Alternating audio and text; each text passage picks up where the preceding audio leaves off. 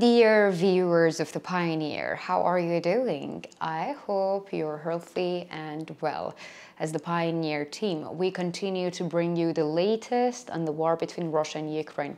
In a moment, we will share with you the details about an important operation carried out by the Ukrainian armed forces on the Crimean Peninsula. The conflict on the Crimean Peninsula is of a critical importance, and the Russian armed forces are trying to open a new front line in order to reduce Ukraine's pressure in this region. In contrast, the Ukrainian armed forces are focused on the Crimean Peninsula. Taking control of the Crimean Peninsula is one of the most important goals of the Ukrainian armed forces. Therefore, strategic offensives against the region continue. In recent days, we witnessed a new attack by the Ukrainian armed forces on the Crimean Peninsula, in which ATACMS missiles were used, and the use of ATACMS missiles caused massive explosions on the Crimean Peninsula. Several Russian checkpoints were hit, as well as ammunition depots. So what are the details of the latest ATACMS attacks on the Crimean Peninsula?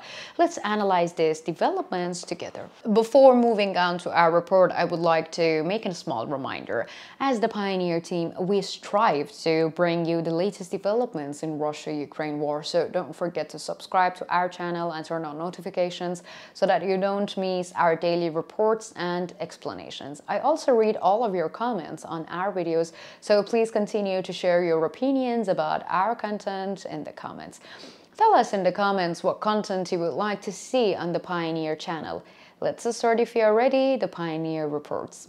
So, as the war between Russia and Ukraine continues, the Crimean Peninsula remains strategically important for both armies, and the peninsula has been occupied by Russian armed forces since 2014, and since then it has been the scene of many unexpected events. To date, the Ukrainian armed forces have advanced quite successfully. Every attack of the Ukrainian armed forces and troops have caused great panic in Crimea. Many of the Russian troops in the region have been repositioned from their pre-war positions. In addition, reinforcements were constantly brought in due to mounting losses, but even this was not enough. So in recent days, the Ukrainian armed forces carried out a new offensive against the Russian troops in the Crimean Peninsula. We will bring you the details of this attack, but first, let us share information from the Russian sources. The first statements from the Russian sources are as follows. So, the massive attacks on Crimea, which began with ATACMS missiles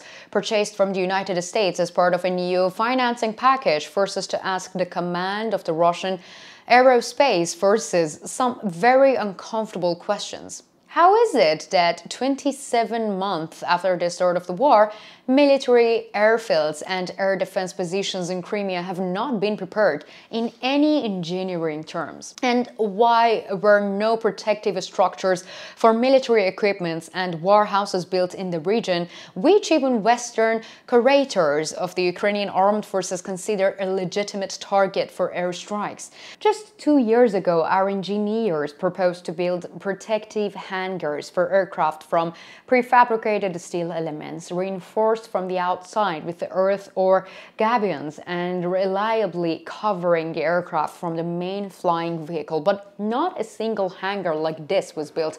At the same time, we lost so many planes on the ground from weapons in the air that cost of this was many times higher than cost of the capital reinforced concrete shelters for airplanes in the entire European part of Russia. Why was this not done? And why 27 months after the start of the air defense systems, our air defense systems still stand in open areas and are not covered even with ordinary gabions? Not to mention the curtains that prevent fragmentation.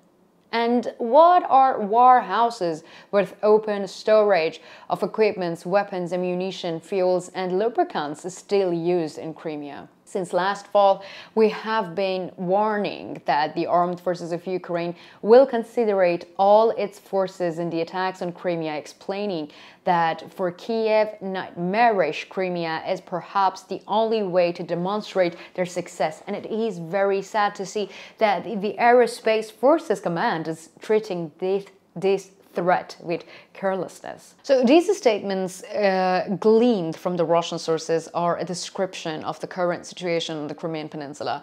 As can be seen, the Russian sources state that the situation on the Crimean Peninsula has seriously deteriorated and that the situation is completely out of control for the Russian armed forces in the region.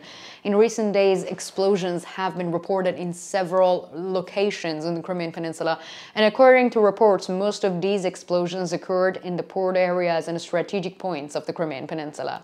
So, according to information from the region, the cause of these explosions was the strikes of the Ukrainian armed forces with ATACMS missiles, and according to preliminary reports, hits were reported in and around the port of the Sevastopol. We know that port activity in these regions have been reduced to a very low level, and according to the latest reports, almost all ports activities have been halted around Sevastopol. There is also information that many Russian checkpoints and outposts there have been relocated. So another aspect is related to the attacks on the interior of the Crimean Peninsula. As important as port areas of the Crimean Peninsula are, the interior is just as critical. This is because most of the supply lines that support the Russian army in every aspect are located in the interior of the Crimean Peninsula, and therefore the destruction of targets in the interior of the Crimean Peninsula is an important part of the Ukrainian armed forces strategy regarding the Crimean Peninsula. So according to the latest information from local sources, during the latest offensives of the Ukrainian armed forces, the interior of the Crimean Peninsula was also targeted. So in particular, there are reports that ammunition depots and supply lines, including railway, were hit by ATACMS missiles fired by the Ukrainian armed forces. Although the explosions have been reported at several points so far, neither the Russian occupation administration in the region nor the central government of the Russian Federation has made any comprehensive statements on this issue, and the only statements have come from unofficial Russian sources, as we have already mentioned. So the Ukrainian armed forces are confidently moving towards their goals, and of course achieving these goals is not easy, but it's not impossible. All that is needed is patience, faith, and of course, time. In contrast, the Russian armed forces have none of these qualities due to the failures of their leadership, and this prevents the Russian armed forces from holding on to the territories they occupy on the front line. Russian troops have largely lost the ability to cope with losses of this magnitude. So right now I have this question: what do you think? How do you interpret Russia's silence in the Crimean Peninsula? And is it a strategic decision, or there are other reasons? Or do you think that Russia can keep its military resources in Crimea for a longer period of time? And why?